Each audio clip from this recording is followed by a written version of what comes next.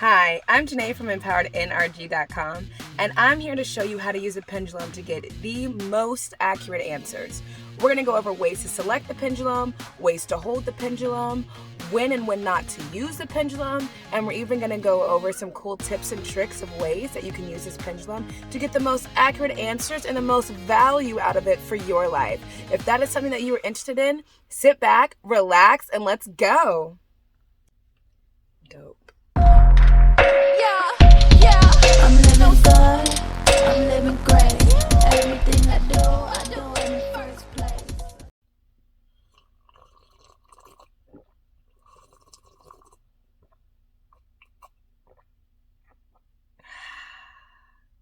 Alright, I'm going to preface this video like I always do. These are tips and tricks that I have learned, that I have used, have been the most value to me and my clients. If anything I say in this video contradicts what you've heard, what you've seen, what you know, and you're not resonating with it, bless. That's okay. Your spiritual journey is your spiritual journey. But what I'm going to share with you, I guarantee you, it is foolproof, it is guaranteed 100%, again, have worked for me and my clients, so I know it's going to work for you. So let's go ahead and get into it. Okay, first things first, how to select a pendulum. I will get my pendulums off the internet. I know that you are going to hear some people out there that tell you that that's not right, that's not ethical, that's not how you're supposed to select one. But in my opinion, I order them offline, and I genuinely believe whichever pendulum comes to me, that is the one that was meant for me. I actually got this one offline from a wonderful website that'll be in the description box down below. And then also, if you are not about doing the whole online thing, that's not what you do, that's okay. You can go to any metaphysical shop, and I promise you, they will have pendulums. Some of them will have pendulums like standing up to where they swing, and what a lot of people like to do is walk past it, and whichever pendulum kind of like swings at them, or they put their like hand in front of the pendulum, and whichever one kind of moves when they move past it, that's the pendulum that they will choose. But I want you to know, if you see a pendulum and you're like, oh, I just really like that, that is you connecting with it. That is it calling out to you that it would be an accurate way to select a pendulum. You could even blindly do it, like have the pendulums in front of you and just choose one, and whatever one you choose, that is an accurate way of choosing a pendulum. In my opinion, however the pendulum comes to you, it was meant to come to you. Now, what I have gone through is I have purchased a pendulum, gotten home, and then been like, I don't really connect with that. And when that happens, that typically means, and this happens for crystals too, what that means is it belongs to somebody. You pick this thing up, and it is somebody that you know that this is meant to be gifted to, or someone that you're going to meet that this is meant to be gifted to. So don't throw it away, don't let it go, hold on till you find out who it's meant for, and don't think that like all is lost. The universe is working in many ways, and you will find your perfect pendulum.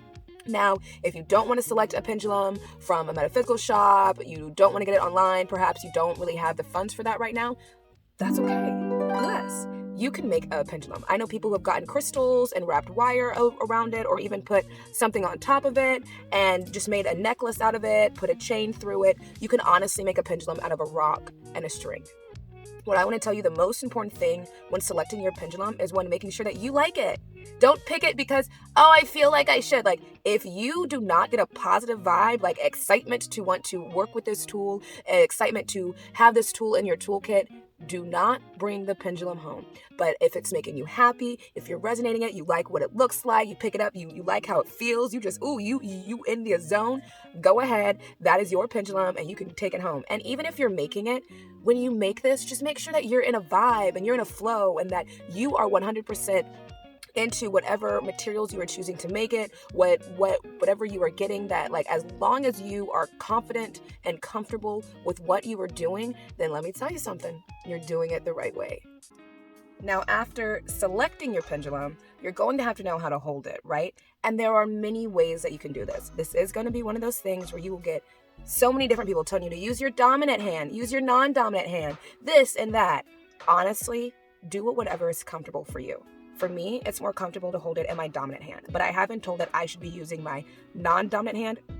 I still get accurate answers. Trust me, I still get accurate answers. So honestly, none of that matters. Whatever is the most comfortable for you. All right, you're gonna hold the pendulum so many different ways. You can hold it between your two fingers, like that. You can wrap it around your finger, like so. You can even put it in between your fingers, like this. Whatever way you are vibing with. I've even wrapped it around my finger like that. And honestly, I just recommend you just playing with it. Like, just get it going in your hand, see what feels the most comfortable. You know, sometimes I really like to hold it like this because I feel like this kind of is the least control that I have on it. But if I've had like too much coffee, y'all, you know what I mean? I will take it and wrap it around like that, so I control kind of like myself. And I'm still pinching it between these two fingers. I'm just now putting it around that finger, so it has like a little bit more of a stability to it than just like, woo, which this is going to give you a little bit more of a free-flowing way, but definitely you can do it, again, whatever way it feels comfortable for you. Okay, now that you know how you want to hold your pendulum, now you need to get ready to actually use it. So one of the things I want to say is if you are a beginner and you're just kind of new to this, make sure you get your elbow sturdy on something like a table. I have a pillow here, just as long as the pillow isn't too like wobbly, like something that you can hold your like self on or hold your elbow on, and then you just hold it however you choose on holding it. I'm going to hold it like this, but you can hold it how you choose. And then if either one of those ways, like you're like, oh no, I don't really have a pillow, I don't really have something I can steady my elbow on, get your elbows and put them on your thighs, and you're going to hold the pendulum like this. And I actually really like this way because this is going to be a way where it actually is going to keep your elbows very sturdy and your arm very sturdy. So I believe like this way really does give you very accurate readings, but that doesn't mean that doing it like this or even doing it like this is giving you less of an accurate reading. I will say, if you do choose to try to get your answers holding up your elbow like this, make sure that you are not like 6 cups of coffee in, because then you're going to have shaky, wobbly, and that's going to affect the pendulum. So you want to make sure your elbow's sturdy, and then you can just hold it like this, like so. Okay, you got your pendulum selected out. You know how you're going to hold it. You've gotten your elbows sturdy. What you're going to do now is calibrate your pendulum. And I'm going to start off by saying, every pendulum is different. So you're going to do this by, I put my hand underneath. You don't have to do that, but that's what I choose to basically do. It just makes it easier for me to see which way the pendulum is swinging. And what you're going to ask is, show me yes. Show me yes. Show me yes. Show me yes. All right, now we're going to say, show me no. Show me no. Show me no. And I don't know if you can tell, but side to side is yes, and back and forth is no. And just because that is the yes and the no of this pendulum, that does not mean that's going to be the yes or no for your pendulum or for the next pendulum that I have. Again, every pendulum is different. So if you're going to do that, show me yes, show me no with every pendulum. And then just to make sure that it is reading accurate as well, ask a question like, is my name Janae? Is my name Janae? Is my name Janae? I don't know if you guys can tell, it is going back and forth right now. It's kind of swinging pretty nicely for me. So I do know that, yes, my name's Janae. So yes, I figured out my yes and my no. I do want you to know that sometimes the pendulum will choose to go in a circle. And even sometimes the pendulum will stand still. And if you are doing like a show me no, show me no, show me no, and the pendulum doesn't move, that means that no is no movement. I have had a pendulum where that happened with. I thought it was really kind of weird, and I thought there was something wrong with me, but then found out, no, that pendulum is just, when it doesn't move, that's its no. And you know what? Every pendulum is different, but every pendulum is created equally. So we gonna go with it. Now I want to tell you just a couple of times you should not use the pendulum. If you are in a frustrated, a chaotic, a emotional, like over emotional state, if you are emotionally unbalanced, do not use the pendulum. Take a moment, breathe, ground yourself, come back to center, but do not use the pendulum. The reason why I say that is your emotions are going to cause your body to have physiological reactions, meaning you could be really frustrated, really stressed, really nervous, and it's going to cause your arm or your hand to shake. So that means you're not going to get the most accurate answers that you want out of the pendulum. I'm not saying that when you do this, if you are in an emotional unbalanced state, that it's not going to produce a accurate answer. I'm just saying it's not going to be the most. I'm not saying you can't trust it, but I would be a little weary to trust it. So before you use your pendulum, before you ask it any questions, always, even if you're not in an unbalanced state, always take a deep breath, clear your mind, count from 10 all the way to 1, breathe out, and then ask the pendulum your question. I also want to say, try not to overuse this. This is not meant to make the decisions for you in your life. Yes, it is meant to be used as a tool, as a guide, but at the end of the day, always know that the magic is inside of you and that you are in control. This is just a tool to help you express that magic, to help you get in touch with your inner guidance, with your inner knowing, perhaps even with your ancestors and spirit guides. But at the end of the day, this pendulum should not dictate your life. Okay? You do not need the pendulum to make a decision for yourself. And always remember that. Now for the fun part. Now we're going to talk about ways that you can use your pendulum to get the most accurate reading and the most value out of it for you. Now, you can use this to check to see if your chakras are balanced or not. What you're going to do is take the pendulum, take your hand that you're not using, put it over your crown chakra, and ask, is it balanced? Is it balanced? Or show me the energy of my crown chakra. Show me the energy of my crown chakra. So I don't know if you guys can see that, but it's spinning clockwise. Clockwise means balance, counterclockwise means out of balance. And then you can move to your third eye, to your throat chakra, and on down. Or from below and on up. You really don't have to do this in any order. You can just put your hand over the energy chakra and check to see if it's balanced or if it's not.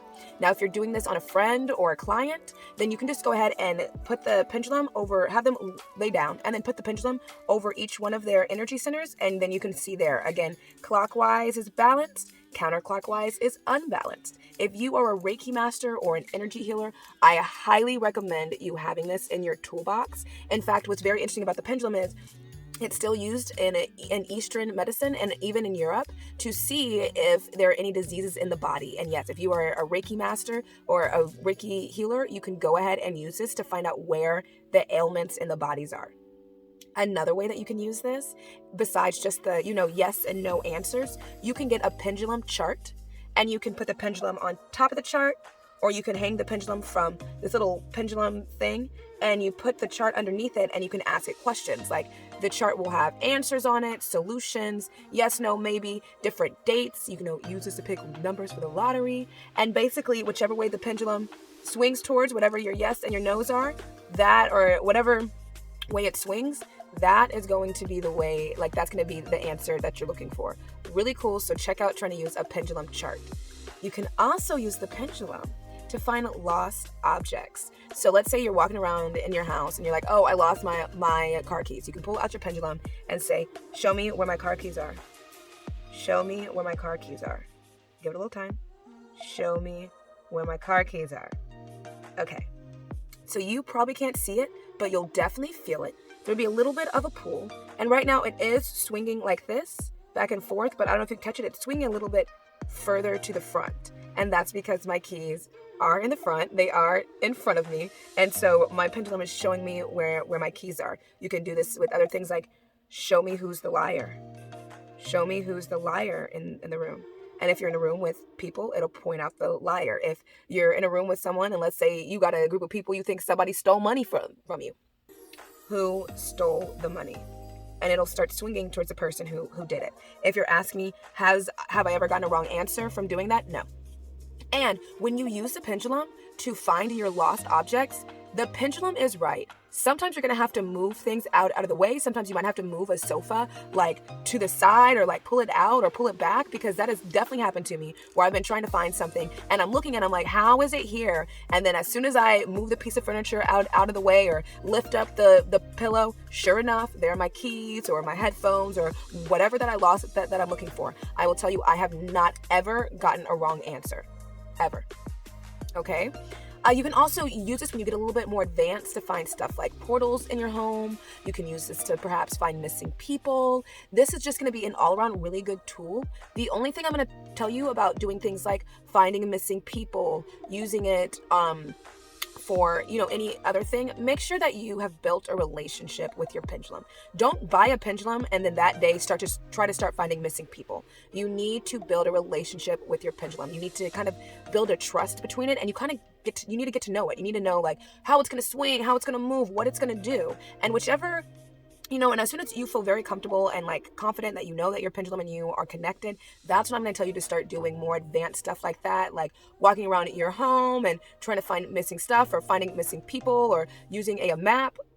So now I hope that this video has helped and that you now have some cool tips, tricks, ideas, and information on how you can use your pendulum to the best of your abilities to get the most accurate answers. Thank you so much for watching. I am Janae, the founder of Empowered NRG, and if you need me, you need to ask me any questions, you need to have any more spiritual development, or you just want to come by one of my really awesome full moon circles, go ahead and visit me at empoweredenergy.com, and I will see you next time for the next video.